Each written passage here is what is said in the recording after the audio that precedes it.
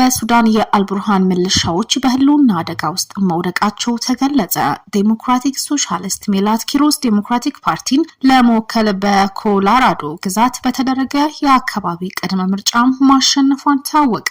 ከሱዳን ጦር ጋር እየተፋለመ ያለው ፈጥኖ ደራሽ ኃይል አርኤስኤፍ ሰብአዊ ወንጀልና የዘር ማጽዳት መፈጸሙም አምነስቲ ኢንተርናሽናል ያወጣው ሪፖርት እንመለከታለን። የኤርትራ መንግስት ዜጎች በእጃቸው ላይ ያለ ገንዘብ በሙሉ እስከ ሐምሌ መጨረሻ ድረስ ወደ ባንክ እንዲያስገቡ ጥብቅ ማሳሰቢያ ሰጥቷል። እንደምን ቆይታችኋል? ቻናላችን ቤተሰቦች ዋና ነጥቦችን በማንሳት ዝግጅታችን ጀምረናል። ቻናላችን ላይክ፣ ሼር፣ ሰብስክራይብ በማድረግ ይከታተሉን። ወደ ዝርዝሩ እንለፍ። በሱዳን የአልቡርሃን ሚሊሻዎች በህልውና አደጋ ውስጥ መውደቃቸው ታወቀ።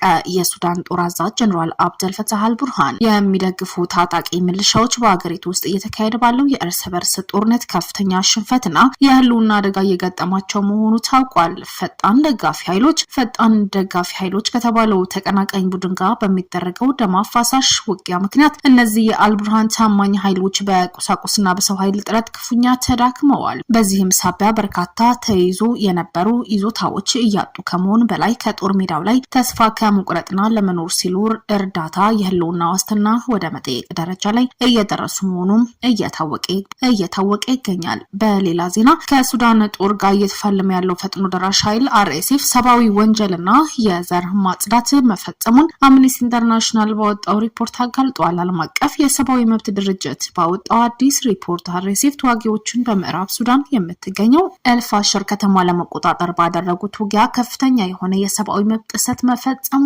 ከሷል። ሪፖርቱ አርኤስኤፍ ከአውሮፓውያኑ 2024 መጀመሪያ እስከ ጥቅምት 2025 ባሉት ጊዜያት ከሱዳን ጦርና አጋሮች ጋር ፍልሚያ ባካሄደበት ወቅት በኤልፋሽር ከተማ ውስጥ እና በዙሪያዋ የግድያ ዝውውርን፣ እስርን፣ ስቅያትን፣ መድፈርን፣ የወሲብ ባርነትና ሌሎች አይነት ሰብአዊ ጥሰቶችን ፈጽሟል ተብሏል። ከዚህ በተጨማሪ በመቶ ሺዎች የሚቆጠሩ ሰዎች ለመፈናቀል እየተገደዱና በርካታ ህጻናት ወላጆቻቸው እንዳጡ ሪፖርቱ አካተዋል። በጥቂቱ ኢላማ ከተደረጉ ሰዎች መካከል አረጋውያንና አካል ጉዳተኛ ሰዎች ይገኙበታል። የአምነስቲ ኢንተርናሽናል ዋና ጸሐፊ አግነስ ካላማርድ በሱዳን ያለው ጦርነት በንጹሃን ላይ የሚካሄድ ጦርነት ነው ያሉ ሲሆኑ ከተማዋ በተከበበችበት ወቅት በኤልፋሽ የሚኖሩ ሰላማዊ ሰዎች የተጋፈጡት አስፈሪ ሁኔታ ዓለም ባስጠነቀቀበት ወቅት የደረሰ የማይሽር ጠባሳ ነው ሲሉም ተሰምተዋል። ካላማርድ ጨምሮ እንደገለጹት ህጻናት ሆን ተብሎ የጥቃት ኢላማ ከመሆናቸውና ክፉኛ ከመሰቃየታቸው ባሻገር ተገለዋል፣ ተጎድተዋል፣ ተጠልፈዋል፣ ለውትድርናም ተመልምለዋል ይላሉ።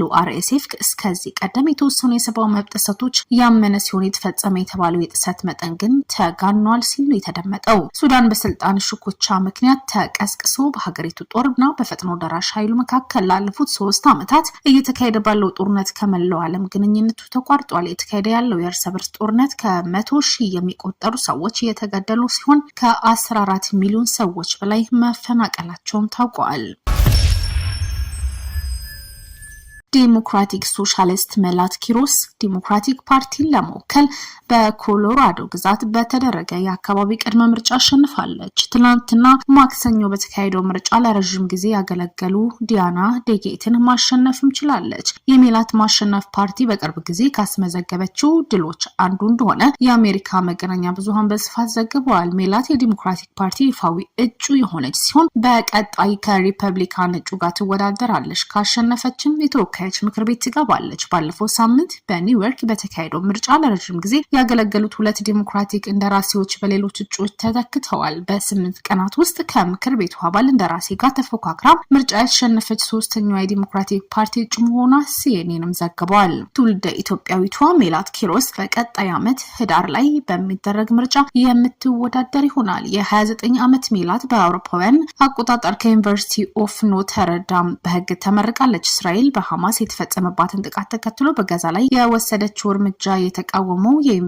ተማሪዎች ጸረ ሴማዊ ናቸው መባላቸው በመተቸት የበይነ መረብ ጽሁፍ ማቅረቧን ዘገባዎች ይጠቁማሉ። ጽሁፉም ከበይነ መረብ ለማውረድ ፈቃደኛ ባለመሆኗ ተሰራበት ከነበረው የህግ መስሪያ ቤት መባረሯም ታውቋል። ለኮንግረስ እንደምትወዳደር ስትገልጽ ሴናተር በርኒ ሳንደርስ ድጋፋቸው እንደገለጹላት የታወቀ ሲሆን ሜላት በምርጫ ውስጥ ትወዳደር ዴሞክራቲክ ሶሻሊስት ኦፍ አሜሪካና ጀስቲስ ዴሞክራቲክ ድጋፍ ከሰጧት ተራማ አራማጅ ቡድኖች መካከልም ተጠቅሳለች። ጀስቲስ ዴሞክራቲክ ባወጣው መግለጫ ሜላት የዴንቨር ነዋሪዎች ዴሞክራቲክ ፓርቲ ምን እንደሚመስል ለመወሰንና በማን መወከል እንደሚፈልጉ ለመምረጥ በማነሳሳቱ አድናቆቱ መግለጹም ተዘግቧል። በሪፐብሊካኖች በአብላጫ ወደ ተያዘው የህዝብ ተወካዮች ምክር ቤት ለመግባት ሜላት እንደምትወዳደር ቀጣይ ምርጫ ዲሞክራቲክ በምክር ቤቱ የሚኖራቸው የመቀመጫ ብዛት የሚወሰን እንደሆነም ታውቋል። ሜላት በምርጫው ዕለት ለደጋፊዎቿ ባደረገችው ንግግር በሁሉም የኃላፊነት ደረጃ ከጥግ እስከ ጥግ እያሸነፉ መሆናቸው ፓርቲያቸውና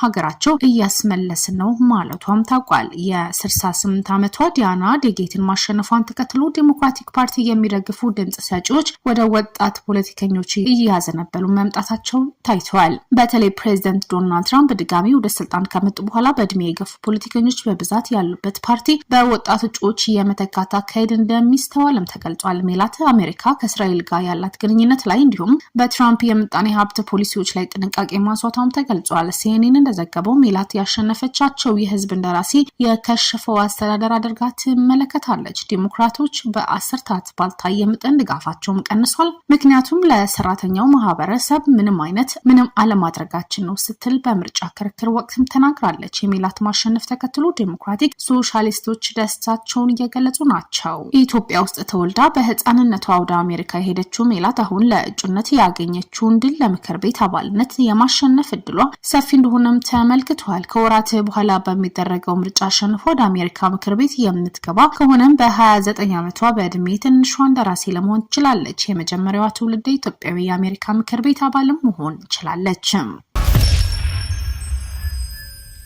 የኤርትራ መንግስት ዜጎቹ በእጃቸው ላይ ያለ ገንዘብ በሙሉ እስከ ሐምሌ መጨረሻ ድረስ ወደ ባንክ እንዲያስገቡ ጥብቅ ማሳሰቢያ ወጣ። የኤርትራ ማዕከላዊ ባንክ ማክሰኞ ዕለት ባወጣው ጥብቅ ማሳሰቢያ በሀገሪቱ ውስጥ በግለሰቦችና ተቋማት እጅ የሚገኝ ሀገሪቱ መገባበያ ገንዘብ ናቅፋ በሙሉ ዛሬ የጀመረው የአውሮፓውያን ሐምሌ ወር መጠናቀቂያ ድረስ ወደ ባንክ እንዲገባ አዟል። የኤርትራ ባንክ ባወጣው መግለጫ እያንዳንዱ ዜጋና ተቋም የመጠቀም መብት ያለው የሀገሪቱ ብሔራዊ ገንዘብ የሆነው ናቅፋ ብቻ መሆኑን በመጥቀስ የትኛውም ልውጥ በገንዘቡ ብቻ መጠቀም ግዴታ እንደሆነ ተገልጿል። ስለዚህም ዜጎችና ተቋማት ያላቸው ገንዘብ በሙሉ ወደ ባንክ እንዲያስገቡ፣ ከዚህ ውጭ ግን ግለሰቦችና ተቋማት ገንዘብን በይዞታቸው ውስጥ ማቆየት ህገወጥ መሆኑን አስጠንቅቋል። በዚህ መሰረት ሁሉም ያላቸው ገንዘብ ወደ ባንክ እንዲያስገቡ፣ በተጨማሪም የባንክ ሂሳብ የሌላቸው ሰዎች ተቋማት እስከ ሐምሌ መጨረሻ ድረስ ያላቸው ናቅፋ አዲስ አካውንት በመክፈት እንዲያስቀምጡ መመሪያ ሰጥቷል። ነገር ግን ይህን መመሪያ በሚያከብሩና ገንዘባቸው በተሰጠው የጊዜ ገደብ ውስጥ ወደ ባንክ በሚያስገቡ ግለሰቦችና ተቋማት ወደ ባንክ በማያስገቡ ግለሰቦችና ተቋማት ላይ ጥብቅ ህጋዊ እርምጃ እንደሚወስድ ማዕከላዊ ባንኩ አስጠንቅቋል። በተቀመጠው የጊዜ ገደብ የወጣው መመሪያ ተግባራዊ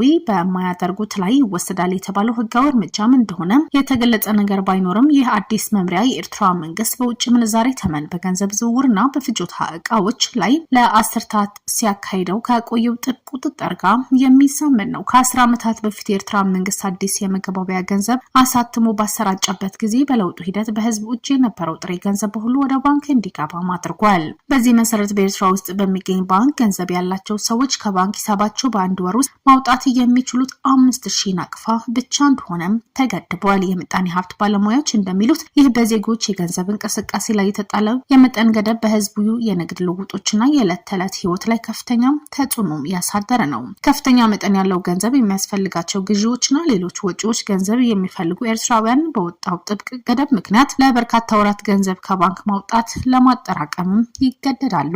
በተጨማሪም እንደ ሰርግ ላሉ ከፍተኛ ወጪን ለሚጠይቁ አንዳንድ ጉዳዮች ከተቀመጠው ወርሃዊ 5000 ብር በላይ ከባንኮች ገንዘብ ለማውጣት ከአካባቢያቸው ባለስልጣናት የፈቃድ ደብዳቤ ማግኘትም አለባቸው። አሁን በሀገሪቱ ብሔራዊ ባንክ የወጣው ዜጎች በእጃቸው የሚገኝ ገንዘብ ወደ ባንክ እንዲያስገቡ የሚያዘው ማስጠንቀቂያ የወጣው ባለፈው ዓመታት በሰዎች እጅ ላይ የተጠራቀመው ናቅፋ ወደ መንግስታዊ የገንዘብ መዋቅር ለመመለስ መንግስት በሀገሪቱ ምጣኔ ሀብትና የገንዘብ ዝውውር ላይ ቁጥጥር ለማጠናከር ያለመ እንደሆነ ይታመናል። ኤርትራ በአፍሪካ በመንግስት በጣም ጥብቅ ቁጥጥር የሚደረግባት የባንክ ስርዓት ካላቸው ሀገራት አንዷም ናት። በሀገሪቱ ዘመናዊ የገንዘብ ዝውውርና የባንክ አገልግሎት የሌለ በመሆኑ አብዛኛው የገንዘብ ዝውውርና ግብይት በጥሬ ገንዘብ ብቻ ነው የሚካሄደው።